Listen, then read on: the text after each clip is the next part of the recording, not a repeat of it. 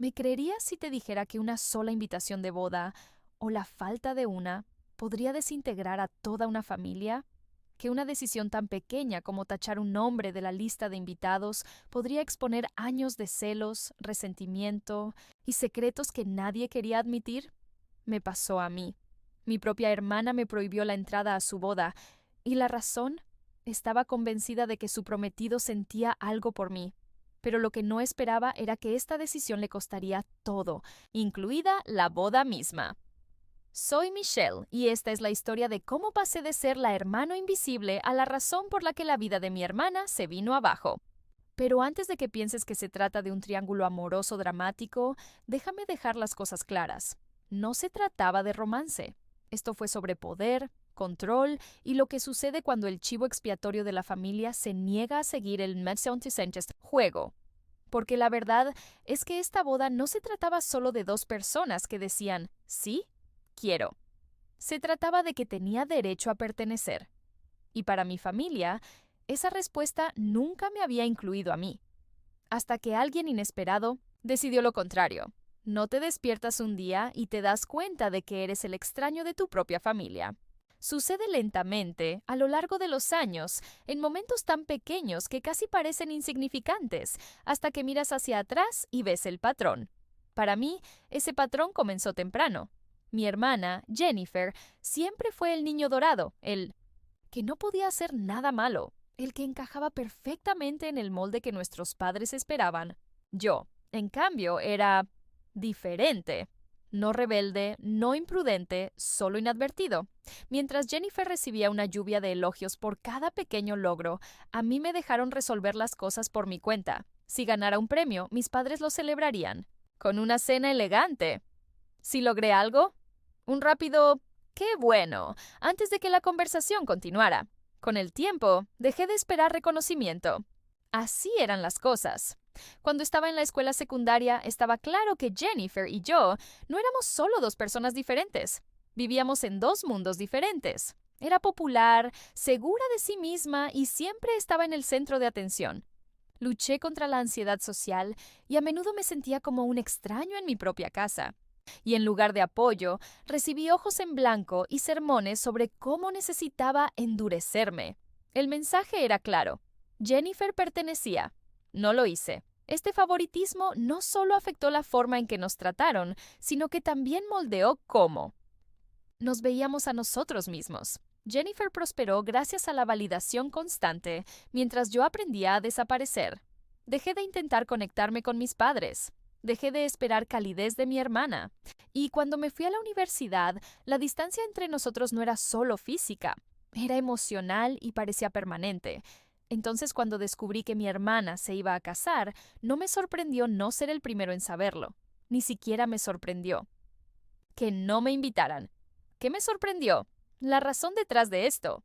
Porque cuando Jennifer tomó la decisión de excluirme de su boda, no solo me excluyó de un solo día, confirmó lo que había sospechado durante años. Realmente nunca había sido parte de su familia, pero lo que no esperaba era que alguien más se hubiera dado cuenta. Y por primera vez en mi vida, alguien habló. Ve ser la oveja negra de la familia. No se trata solo de recibir un trato diferente. Se trata de perdiendo poco a poco el sentido de pertenencia. Se trata de darte cuenta de que no importa cuánto lo intentes, siempre estarás afuera mirando hacia adentro. Durante años traté de convencerme de que no me molestaba. Así era como trabajaba nuestra familia. Pero la verdad, ser ignorado es su propio tipo de daño. No deja moretones, pero sí dudas sobre tu valor, sobre tu lugar en el mundo, sobre si siquiera le importas a las personas que se supone que más te aman. Los psicólogos llaman a esto negligencia emocional, y sus efectos son profundos. Los estudios han demostrado que los niños que crecen sintiéndose ignorados o descartados a menudo tienen dificultades para problemas de autoestima, ansiedad y confianza hasta bien entrada la edad adulta. Aprenden a reprimir sus emociones porque expresarlas nunca les ha generado apoyo, solo crítica o indiferencia. Y esa era mi realidad. Cuando hablé, mis palabras parecían ruido de fondo. Si expresaba entusiasmo por algo, lo dejaban de lado. Si tenía dificultades, la respuesta siempre era la misma. Estás exagerando. Endurecer. Eres demasiado sensible. Pero hay algo de lo que la gente no se da cuenta. Cuando creces constantemente invalidado, no dejas de hablar. Dejas de creer que tu voz siquiera importa. Cuando estaba en la universidad, me había acostumbrado a no esperar nada de mi familia. Las vacaciones se convirtieron en obligaciones. Las llamadas telefónicas eran raras y, cuando ocurrían, estaban llenas de conversaciones incómodas y largos silencios. Era más fácil así, más fácil fingir que la distancia no dolía. Y entonces, por primera vez en mi vida, alguien realmente me vio. En una reunión familiar, el prometido de mi hermana, Alan, hizo algo que nadie más había hecho jamás. Me reconoció, no solo como la hermana de Jennifer, sino como mi propia persona. Me preguntó sobre mi vida, mis intereses, mis metas. Y por un momento dejé de ser invisible. No fue más que amabilidad. Pero a Jennifer fue una amenaza. Esa noche marcó el comienzo de que todo se desmoronara. Porque cuando has pasado toda tu vida siendo ignorado, lo último que esperas es que tu presencia se convierta en un problema. Pero eso es exactamente lo que pasó. Los celos no siempre son ruidosos. A veces acecha bajo la superficie, disfrazado de comentarios inofensivos, miradas sutiles o resentimiento tácito.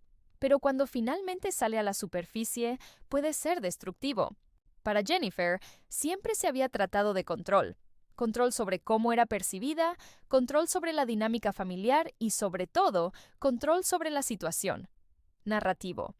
Ella era la hija perfecta, la hermana admirada, la que siempre lo tuvo todo bajo control. Y mientras cada uno cumpliera los roles asignados, todo permanecía intacto. Pero en el momento en que Alan me trató como a un igual, esa ilusión se rompió. Para ella, se suponía que no debía reconocerme. Se suponía que no debía ser parte de la conversación. La atención estaba destinada a ser suyo.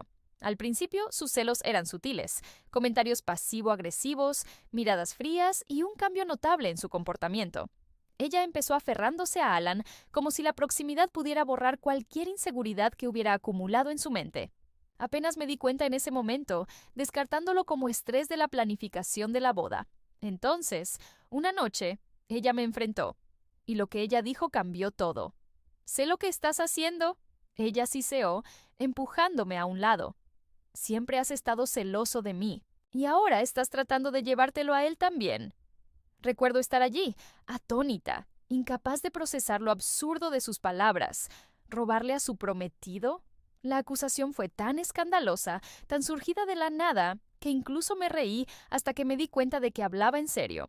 Ningún razonamiento la convencería de lo contrario. Ella ya había tomado una decisión, torciendo la realidad en una versión que se ajustaba a sus miedos. Y fue entonces cuando entendí, nunca se trató de que le agradara a Alan. Se trataba de su miedo a perder el control. Cuanto más se fijaba en esta idea, más irracional se volvía. Y antes de darme cuenta, ya no era solo un inconveniente en su vida, era el enemigo. Pero lo que no esperaba era que Alan hubiera estado mirando. Y él vio todo. Al final, no fui yo quien destruyó la boda de mi hermana. Ella misma lo hizo. Alan. No la iba a dejar por mi culpa. Se iba porque vio la verdad, una verdad con la que había vivido toda mi vida. Vio el control, la manipulación, la forma en que mi familia me había borrado a lo largo de los años. Y él no quería ser parte de eso. Jennifer pensó que podía reescribir la realidad, que podía convertirme en el villano de su historia. Pero las mentiras tienen una manera de desmoronarse, y cuando lo hacen, se lo llevan todo consigo. Por primera vez no discutí, no me defendí, no rogué que me entendieran. Simplemente me alejé. Y eso, más que nada, es lo que la destruyó. Algunas batallas no valen la pena pelearlas. Algunas personas nunca verán el daño que han causado. Y a veces, lo más poderoso que puedes hacer es permítales enfrentar las consecuencias de sus propias decisiones. Pasé años creyendo que tenía que demostrarle mi valía a mi familia, pero la verdad es que yo nunca fui el problema. Y una vez que dejé de intentar arreglar un sistema roto, finalmente encontré algo que me había estado perdiendo toda mi vida. Paz. Pontem, al final del día, algunas batallas simplemente no valen la pena. Y a veces, lo mejor que puedes hacer es alejarte y recuperar la paz. Si te gustó esta historia, no olvides darle me gusta al video y suscribirte para ver más historias de la vida real como esta. Y oye, ahora mismo hay otro video en la pantalla que creo que te encantará. Ve a verlo.